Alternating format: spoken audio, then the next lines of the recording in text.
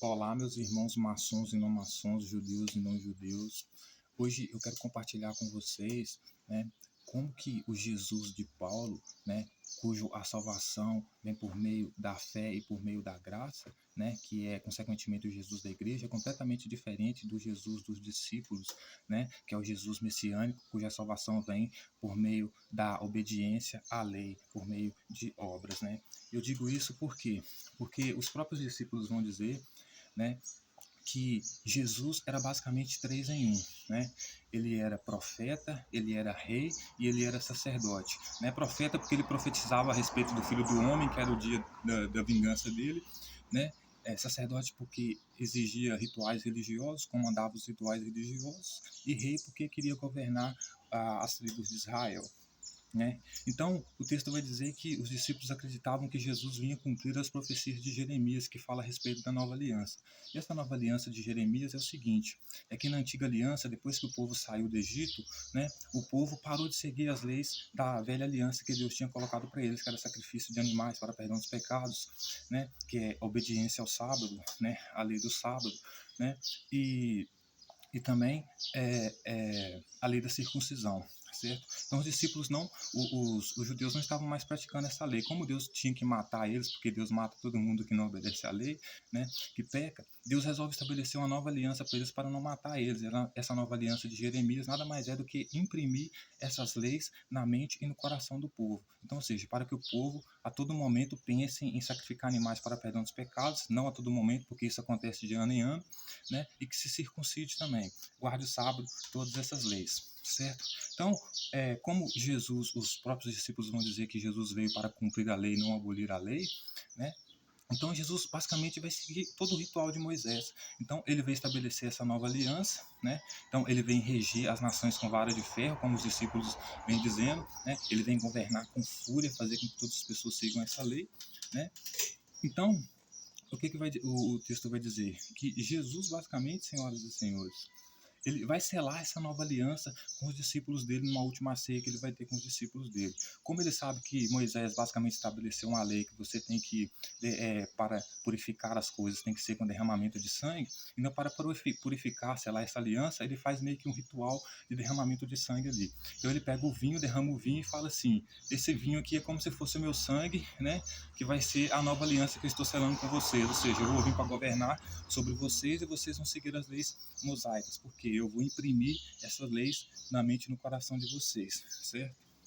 Então, Jesus veio para cumprir a lei, ele não veio para revogar a lei, ele não veio para impedir com que as pessoas sigam a lei, certo?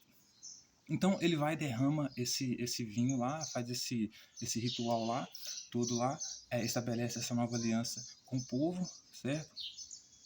Então ele veio para cumprir a lei, ele não veio para abolir a lei, certo? Então ele estabelece essa nova aliança com o povo dele. Paulo, por sua vez, né? Aí João vai dizer que Paulo é o anticristo justamente por quê? Porque ele vai dizer que Paulo era um dos deles, mas não anda mais com eles, então Paulo é o anticristo, certo? Por quê? Porque não porque ele não confessa que Jesus é rei, mas sim porque ele não confessa que Jesus veio para estabelecer essa nova aliança, que é a imposição das leis, certo? Porque João vai dizer assim: Jesus, ele não tem pecado e ele veio para tirar o pecado. Ele vai dizer: o pecado é a transgressão da lei. Então, todo aquele que vive no pecado, ou seja, que vive na transgressão da lei, que não se circuncida, que não guarda a lei do sábado ou que não mata animais para perdão dos pecados, esse é pecador. E aquele que vive no pecado não vive em Jesus. Por quê? Porque Jesus, ele não tem pecado. Se o pecado é a transgressão da lei e ele não tem pecado, ele veio para tirar o pecado. Tirar o pecado significa o quê? Fazer com que as pessoas não transgridam mais a lei, que cumpram as leis. E Paulo, ele se torna um anticristo, traidor do movimento, porque ele vai pregar em Coríntios que as pessoas não precisam sacrificar animais para perdão dos pecados, porque Cristo morreu por elas, e isso não é verdade, e que elas também não precisam mais se circuncidar, porque se elas circuncidar, né, de nada Jesus de nada Jesus serve para elas, né? Então Paulo, ele é completamente traidor, né? Por quê? Porque ele transforma o Jesus messiânico que veio trazer a lei, né, no Jesus que salva por causa da graça, por causa do amor a ele. E o que não tem nada a ver, né? Porque O próprio texto vai dizer que quando os discípulos perguntam para Jesus quem que vai ser o maioral, vai ser o maior no reino dele, né? Ele vai dizer para os discípulos dele: olha só, vocês antes de vocês provarem a morte, vocês já vão ver o meu reino, mas quando eu morrer vai ter um ressuscitado que vai vir após mim, ou seja, outra pessoa depois dele, né? Aí ele vai dizer para os discípulos dele que o maior no reino dos céus dele, né, vai ser uma criança, que é uma criança que está lá, que está se humilhando diante dele, certo? Essa criança vai ser o maior no reino dele. Então, quem aceitar essa criança como tal vai estar aceitando ele também. Então, ou seja, ele vai governar no lugar de Jesus quando Jesus não estiver ausente. Então, como Jesus chamava os discípulos deles de ovelha, consequentemente, o cordeiro seria o filho dessas ovelhas, ou seja, seriam os filhos desses discípulos, dessa multidão que seguia ele, que Jesus já tinha estabelecido o lugar para ele governar após ele, certo? E o texto vai dizer de João, que em Apocalipse, e João vai dizer que viu um cordeiro com um exército de 144 mil selados, ou seja, mesmo o Jesus ressuscitado, né, que é essa criança que governa após Jesus aqui, ela também veio para cumprir a lei, ela não veio para salvar através da graça, mas sim pelo cumprimento da lei, porque quando diz que esses 144 mil virgens selados do Cordeiro estão lá no monte, basicamente estão querendo dizer, né, que esse Cordeiro que vem reinar, que é o Jesus ressuscitado, ele também veio cumprir as profecias de Jeremias, que é o quê? Imprimir as leis na cabeça das pessoas e na mente das pessoas e no coração delas, né? Por isso que João também vai chamar Jesus de besta, né, em Apocalipse lá, porque vai dizer que a besta obriga todo mundo a ter o número dela, né, sobre a testa dela. Ou seja, Jesus era a besta que queria que todo mundo seguisse as leis de Yahvé, que o povo não queria mais seguir, né, porque tinha rompido a antiga aliança. Mas Yahvé queria forçar essa nova aliança com eles. Então, senhoras e senhores, vejam que até o Cordeiro, né, até o Jesus ressuscitado, que é o Cordeiro que veio para governar, ele veio para salvar as pessoas por intermédio do cumprimento da lei, né? Porque ele tinha esse exército de 144 mil virgens que tinham selado. Selado o quê? Quem que ia selar sobre as pessoas?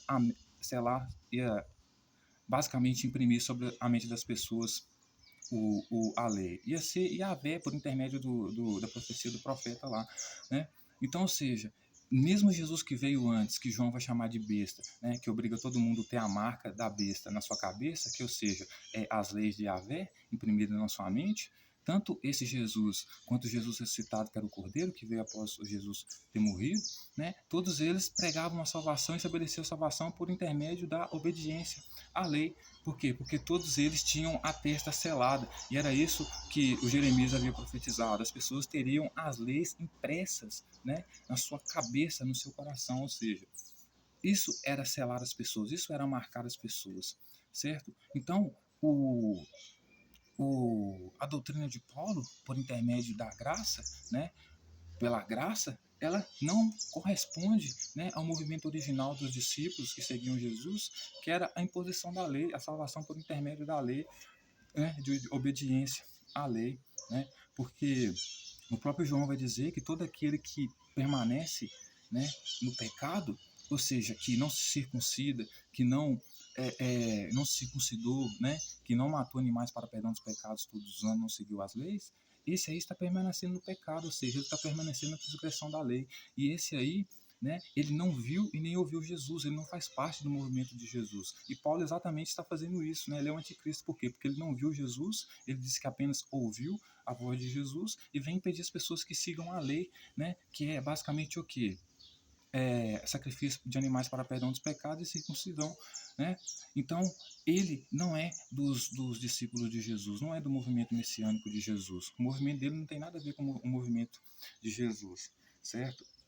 Por quê? Porque ele não obedece às leis, né? O Messias dele não obedece à lei, o Messias que ele pega não obedece à lei, certo? Então, senhoras e senhores, eu cheguei a essa conclusão através desses textos, né, na leitura desses textos, porque eu vi que o Jesus da igreja, que é o Jesus de Paulo, que prega a salvação por intermédio da graça, não tem nada a ver com o Jesus dos discípulos, que prega a salvação pela obediência da lei, certo?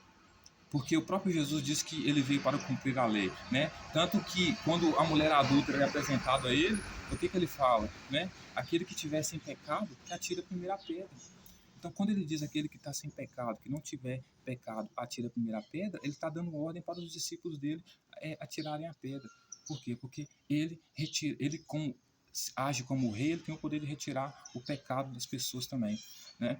Então, ou seja, os dele não precisam seguir a lei, mas os que estão abaixo dele precisam seguir a lei, né? Porque ele se acha do céu e as pessoas da terra, né? Então, senhoras e senhores, Paulo é de fato o anticristo, né? A doutrina de Paulo ela não tem nada a ver com a doutrina do Jesus que os discípulos pregavam, porque Jesus, né, ele veio para trazer a lei, né? Por isso ele veio para reger as nações com chicote, né, de ferro, né? Justamente porque para impor a lei, né? Porque ele veio imprimir a lei de sacrifício de animais para perdão dos pecados, que era a lei da nova aliança, certo? De obediência ao sábado, certo? Imprimir e da circuncisão, imprimir essa lei na mente das pessoas, e o Paulo vai dizer que esse Jesus Espírito que ele pega, que está dentro das pessoas, não, ele salva pela graça e não pela obediência da lei, certo? Então, o Jesus de Paulo não tem nada a ver com Jesus da igreja. Paulo é o anticristo e ele é um mentiroso.